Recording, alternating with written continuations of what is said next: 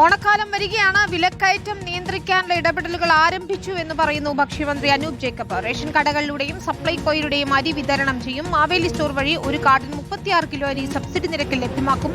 ജില്ലാ മണ്ഡലാടിസ്ഥാനത്തിൽ ഓണം ഫെയറുകൾ സംഘടിപ്പിക്കുമെന്നും മന്ത്രി റിപ്പോർട്ടിനോട് പറഞ്ഞു. ഓണക്കാലം എത്തുകയാണ്.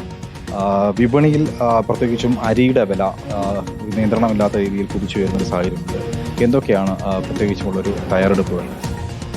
അത് നമുക്ക് ഈ ഓണക്കാലത്തോടനുബന്ധിച്ച് റേഷൻ കടകളിലൂടെയും സപ്ലൈകോ ഔട്ട്ലെറ്റ്സിലൂടെയും 1,65,000 മെട്രിക് ടൺ അരി ഈ ഓണക്കാലത്ത് വിതരണം ചെയ്യാനുള്ള നടപടികളാണ് ഗവൺമെൻറ് സ്വീകരിക്കുന്നത്. പ്രത്യേകിച്ച് സപ്ലൈകോ ഔട്ട്ലെറ്റ്സിൽ സെപ്റ്റംബർ മാസത്തെയും കൂടി അലോട്ട്മെൻറ്റ് ആവശ്യമുണ്ടെങ്കിൽ ആവശ്യക്കാർക്ക് ഓഗസ്റ്റിൽ എടുക്കാനുള്ള സൗകര്യമുണ്ടാവും. അപ്പോൾ കൂടുതൽ അവൈലബിലിറ്റി മാർക്കറ്റിൽ ഉറപ്പുവരുത്തുക എന്നതാണ് ഞങ്ങൾ ലക്ഷ്യം വെച്ചിരിക്കുന്നത്. ഈ പറയുന്ന സബ്സിഡൈസ്ഡ് അരിയും OMSS ഉൾപ്പെടെ 36 കിലോ അരി ഒരു കാർഡ് ഉടമയ്ക്ക് ആവശ്യമുണ്ടെങ്കിൽ സബ്സിഡൈസ്ഡ് റേറ്റിൽ ലഭ്യമാവുന്ന സാഹചര്യമുണ്ട്. പിന്നെ നമുക്ക് നീല കാർഡുകൾക്ക് എക്സ്ട്രാ അരി ഈ ഓണക്കാലത്ത് വിപണനം കൊടുക്കുന്നുണ്ട്. 3 കിലോ ആണ് എക്സ്ട്രാ ആയിട്ട്.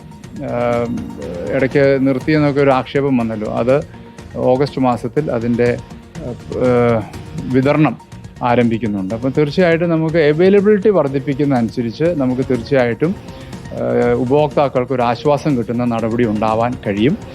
കാലത്തുള്ള ഈ സൗജന്യ കിറ്റുകളുണ്ടല്ലോ, മഞ്ഞ കാർഡ് ഉടമകൾക്കുള്ളത്, അത് ഇത്തവണയും തുടരുന്നുണ്ടോ?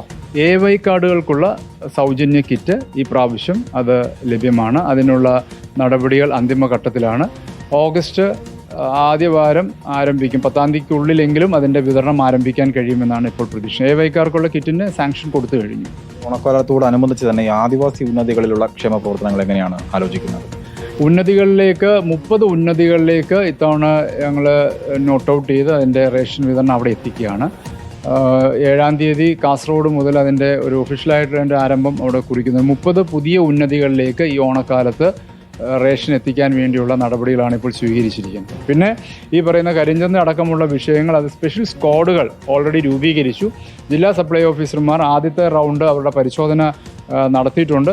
കളക്ടർമാരുടെ നേതൃത്വത്തിൽ പ്രത്യേക സ്ക്വാഡുകൾ രൂപീകരിച്ചുകൊണ്ട് വിപണിയിലെ എല്ലാ രീതിയിലുള്ള കാര്യങ്ങളും നിയന്ത്രിക്കാനുള്ള നിർദ്ദേശം നൽകിയിട്ടുണ്ട്.